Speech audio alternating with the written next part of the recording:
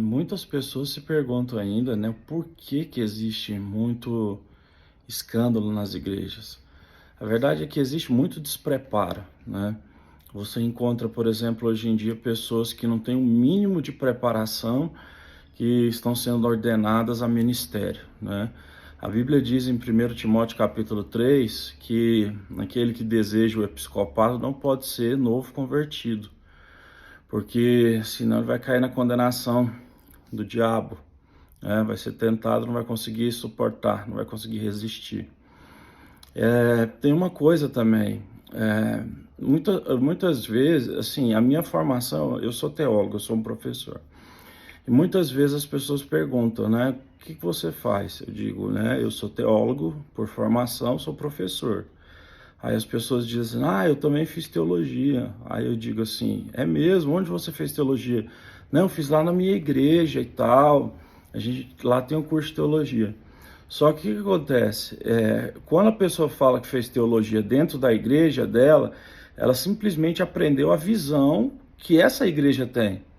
Mas, por exemplo, as igrejas que têm uma visão celular no sentido, né, apostólica e tal, elas ensinam aquilo ali para as pessoas, sabe? Igual aqueles livros aquelas apostilas que tem, da videira, da luz para os povos, né, da Sara Nossa Terra, citando assim por alto.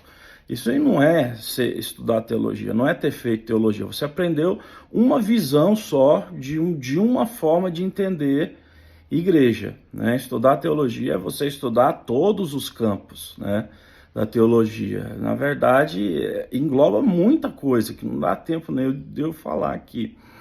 E, além disso, né, quando a pessoa começa de fato a estudar teologia, é bom que toda pessoa que deseja o ministério se torne, né, um teólogo por formação. Né? Assim, por exemplo, é o que a gente faz na igreja e é o meu incentivo para quem tem ministério é estudar. E estudar porque precisa. Tem pastores que não estudaram e são pastores de verdade? Claro que tem. Porque o problema como eu estou dizendo, dos escândalos, também é um problema de falha moral. Tem homens que estudaram, mas que moralmente são falhos, escandalizaram a igreja, né? Então, existem muitas pessoas que não tiveram oportunidade de estudar e são excelentes pastores, mas, via de regra, né, o que deve acontecer são homens que estudam de joelhos, né, e que, quando vão orar, oram com a Bíblia aberta, estudando a teologia, estudando a história da fé cristã, estudando a história das religiões na face da terra, né?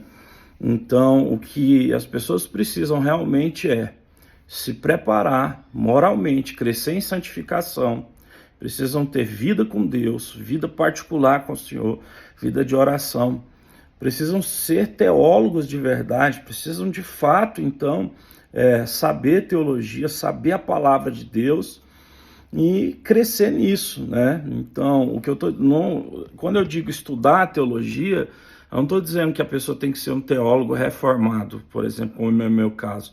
Tem um monte de excelentes teólogos pentecostais, por exemplo, que eu leio eles, homens assim extremamente inteligentes, homens de Deus, homens de oração, pessoas que servem à igreja, e isso é maravilhoso. Então, o que eu estou dizendo não é que você tem que escolher só um lado, pelo contrário, o que eu estou dizendo é que você tem que estudar tudo, né? Tudo, e ficar por dentro de tudo. Assim você será um teólogo de verdade. E é ruim, porque hoje em dia as pessoas deixam ocupar os púlpitos e pregar a palavra, pessoas sem preparação nenhuma, pessoas que são movidas só pela emoção, vão pregar texto fora de contexto, erros básicos de hermenêutica, de interpretação de texto, da própria língua portuguesa. Então, assim, essas coisas todas, elas fazem muito mal para a igreja. Então, assim, a minha oração a Deus é que Deus possa dar para as igrejas dinheiro, para que as igrejas possam bancar, para que as pessoas que vão ser pastores sejam seminaristas, né?